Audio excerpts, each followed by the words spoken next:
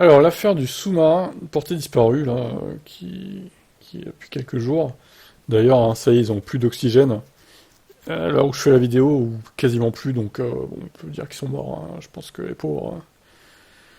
Voilà, encore une fois, voilà, le débat est lancé, hein. Est-ce que pour 250 000 euros, vous iriez explorer l'épave du Titanic à 4 km de profondeur? Moi, je n'irais jamais faire ça, honnêtement, il y a trop de risques en fait.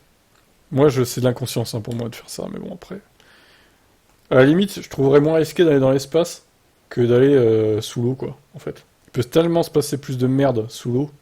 Tu peux avoir des espèces de bestioles géantes qui te défoncent le sous-marin ou des trucs comme ça. Enfin, tu peux te perdre parce qu'il y a plein de boue, tu vois rien. Enfin, c'est compliqué, quoi. Bref. En tout cas, il y avait des rumeurs comme quoi Starlink était utilisé par Ocean Gate là pour la liaison avec le bateau. Ce qui est faux apparemment. Bien que nous soyons au milieu de l'Atlantique Nord, nous avons la connexion Internet dont nous avons besoin pour faire nos opérations de plongée avec succès. Merci Starlink, OceanGate qui remerciait ce cher Elon. Selon les infos de CBS, OceanGate utilisait Starlink pour maintenir la communication avec le sous-marin, alors qu'il naviguait en direction de l'épave du Titanic. Mais si le compte Twitter officiel de OceanGate a confirmé que la société s'appuyait sur Starlink pour les communications, les satellites Starlink n'étaient pas utilisés par le submersible pour communiquer. L'allégation est donc fausse.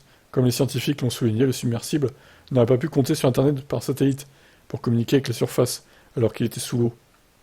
Dans The Conversation, le professeur australien en robotique Stephen B.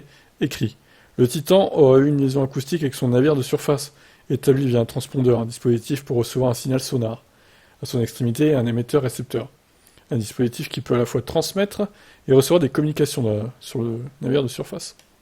Plus précisément, le sous-marin échange avec l'équipe de communication et de suivi à la surface grâce à des messages textes qui sont échangés via un système acoustique surnommé Ultra Short Baseline. En 2014, le magazine Wired rapportait que des startups concentraient leurs forces sur les connexions Internet dans les sous-marins en se basant sur l'utilisation d'impulsions sonores, au lieu de s'appuyer sur les ondes radio. Bah avec 4 km de profondeur, je suis pas sûr que les ondes radio arrivent à passer, hein. Mais la tâche est loin d'être aisée, le travail acharné se poursuit pour charpenter une connexion Internet digne de ce nom. Interrogé par le site nops.com, un porte-parole d'OceanGate n'a ni confirmé ni nié la relation avec l'entreprise de Starlink. Malgré les annonces sur les sociaux, le silence prédomine autour de cette collaboration. Bon bref, voilà. En gros, c'est pas la faute d'Elon Musk. De toute façon, là, OceanGate, ça leur fait une sale pub.